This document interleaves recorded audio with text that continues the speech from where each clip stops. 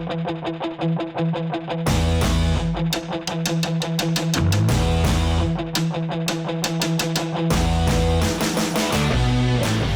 Freo fans, my name is Brett and this is episode 12 of the pre-season show. It's just under a month away from round one kicking off, so we're pulling in the big guns for today's show. This man is arguably the most famous name in Fremantle as well as across the AFL competition. Nat Fyfe, welcome to the show. Brett, thank you for having me. We better start off with the most important news of the day. Our 2020 leadership group has been finalised. The playing group has shown their faith in yourself once again to stay on as captain. How does that feel?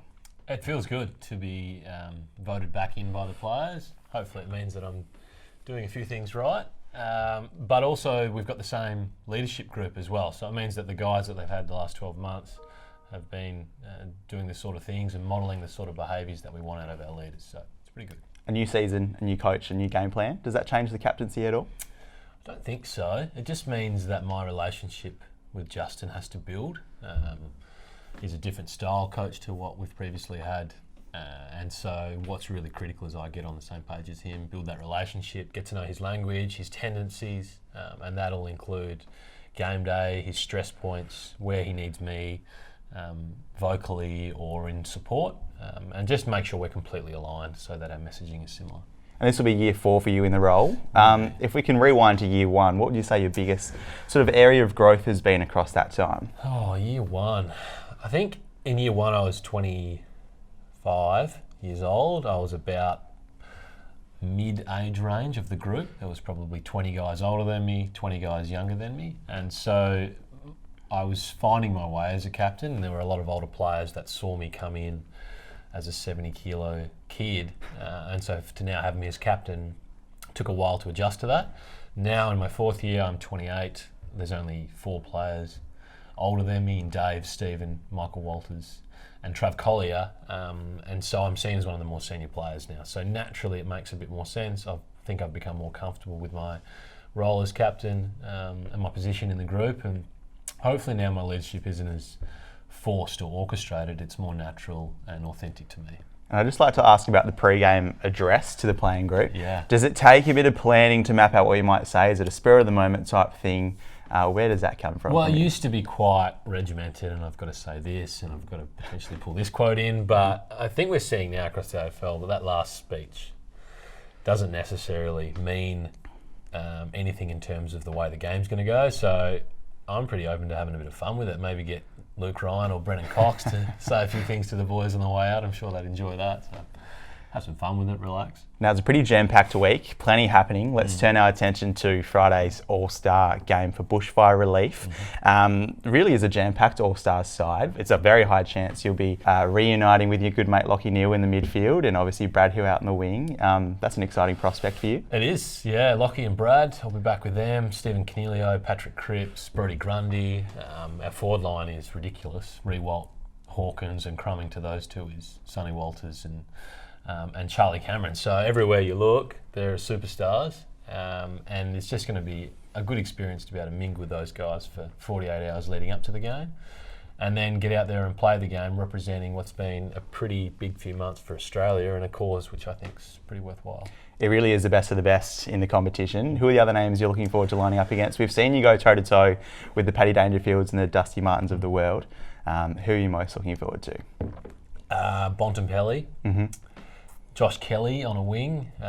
Dusty one-on-one is probably a scary matchup. But everywhere, there's quality everywhere, and I think the game's going to be played at a high level. I don't think it'll be a gimmick. I think players will want to play as well as they can and showcase their skills, particularly if it starts to get pretty tight with the scoreline. I think you'll see a fairly high-quality fixture and those competitive juices flowing. Now, we know you hail from Lake Grace. I do. I'd like to ask, aside from family, what do you miss most about the town? There's not much out there. It's a pretty small place with a few salt lakes. I think I forget how much I miss it until I go out there. And life's pretty simple. It makes sense out there. You work hard, you get around your family, you play sport, you galvanise as a community. You connect with nature. You can see the stars out there. Amazingly, so yeah, that simple life, that easy flow of things is what I miss. I couldn't live out there.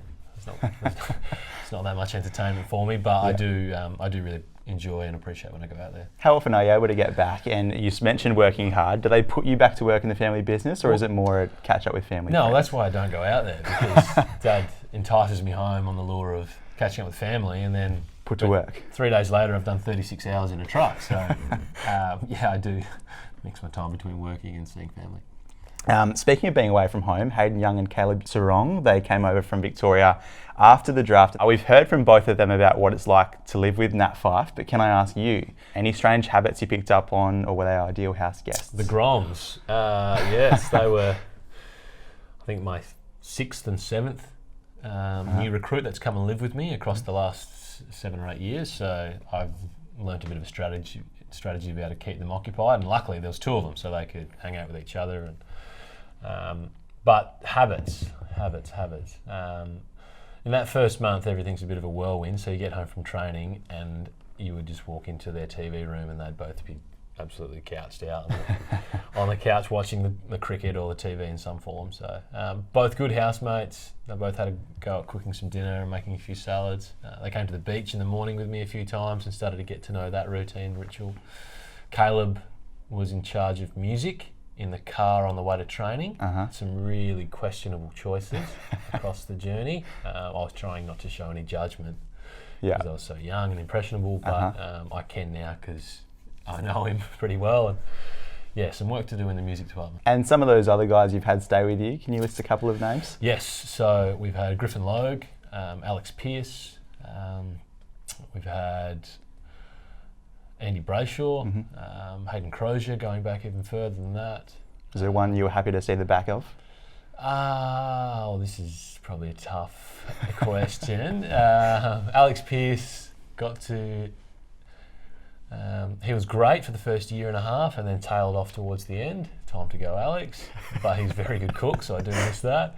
Griffin Logue, a big personality, and made sure the entertainment value was high around the house, but he got pretty big for his boots towards the end as well. I wished him all the best. But I loved living with the boys. It was great to have them around the house and talk a bit of pump. And yeah, fun times. Keeps me younger. Every week we turn to the Purple Army on social media for their question entries, and it's safe to say we had an overwhelming response this week, Nat. The first question to come in asks, who has been your biggest influence on your footy career, and who was your idol growing up watching footy, if you had one? Biggest influence? Pre-career, it was my dad. During my career, it's Brett Kirk, which I've been quite public about. And my idol would be Matthew Richardson and James Hird, my 2 favourite players to watch. Okay. Our next question asks about the motivation or the reason, if there was one, behind the change from number 13 to number 7. You wore number 13 for 18 games before changing to the 7. Is there a reason behind it? I've been trying to tell this to Luke Ryan because he's just changed to 13. He doesn't believe me that I was number 13 before. But as a kid growing up, I was always number 7. So when I got to the club, I had my eyes on 7, and Dean Solomon played for 1 year and then left. And so I'd always intended in making that shift. And luckily I played enough games in my first year that they trusted I was worthy, I suppose, of shifting to that number, and I'm glad I did. This fan would love to know your favourite versus your most hated thing to do in the gym. Ooh, good question. Favourite thing to do in the gym is I do like a box jump exercise, which is good for your hops and good for marking. Least favourite thing to do would be calf raise. We do a lot of calf raises. If you think 50 calf raises a week over 11 years, that's adds up, doesn't it? I've done a lot of calf raises. Our next fan asks what you think you'd be doing if you weren't an AFL footballer. I've put here, would like Grace still have you, but I think we've answered that earlier in the show. Do you know what you would be doing if you weren't an AFL footy player? I'd probably be a truck driver. Look, I like to think I'd be off exploring the world, trying to do something meaningful, travel or be an astronaut or something crazy like that. But I guess we'll never have to answer that question because here I am with you. Correct. Another fan asks, in your opinion, the rising star at Freo this year, who have you got penciled in for that role? Oh, rising star. Can you qualify the question? Is it only first years or can we look a bit Let's limit broader? it to first years. Okay, because if it wasn't first years, I'd say Brett Bewley's about to have a breakout Okay. year. Sam Switkowski's going to have a huge year. Guys that prepare really well. Ethan Hughes is going to have a good year. So if I had to go first years though, I think there's a couple. I think obviously Hayden and Caleb are going to do pretty well. Liam Henry we haven't seen much of. He looks like he knows what he's doing. But Michael Fredericks is the one that's coming from a long way back. And him along with Jarvis Pina, those two look like they're a chance to do some damage for us this year. They've been very impressive in the two intra clubs. You're quite an organised and diligent preparer in life in general. So this fan asks about pre-match rituals. Is there something you do each and every week before a game? There is, but it starts usually on Tuesday, and then the routine is pretty strict all the way through. Things that I need to do, people I need to see, inputs versus outputs, all these different crazy models I've developed over 11 years, which I don't share with too many people. Some of the younger players are starting to gravitate towards me, and I pass on a few of the secrets. But by the time I get to actual game day, there's no strict, rigid rituals or anything that I have to follow. It's more just get your head in the space to be able to go out and dominate. Thanks to the fans for your questions. Great a couple questions. more to finish up. You've had a busy past few months. Coffee picking in Colombia, snowboarding in Japan, two very different activities in two very different climates. How are those two experiences? What do you love about them? Unreal. I don't drink coffee. I'm a tea drinker, as you can see.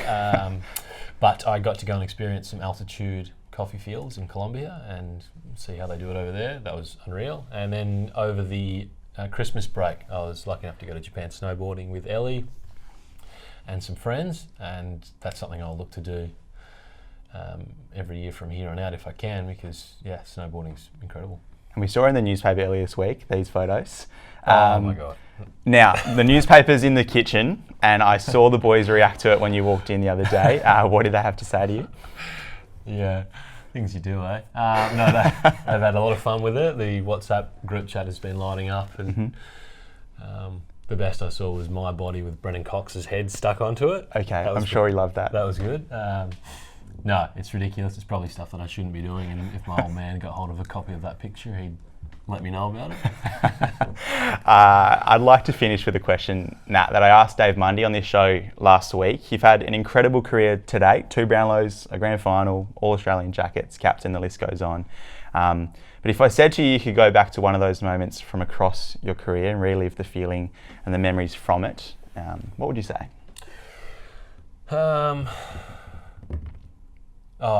Any one of those would be unreal. I think first game is so innocent and so unreal, and you have no expectations. We won my first game. I did all right, but it was perfect. It could have ended right then, and I would have been happy. And that's the exciting thing when I see these younger kids coming in, and hopefully Tom North debuts this year, and guys that have put in a lot of work. For them to be able to experience their first game with their families, it is one of the highlights of your life. And now for me as a leader, to be able to experience that with them, I'd get just as much joy out of that as well. Nat Fyfe, it's been an honour to sit down with you today. Best of luck for Friday's All-Star game and for the season ahead. Thank you very much, Brett. Thanks for having me. For the Freo fans and members, FremantleFC.com.au is the place you need to go for all the best coverage and inside access in 2020. Thanks for watching. See you next week.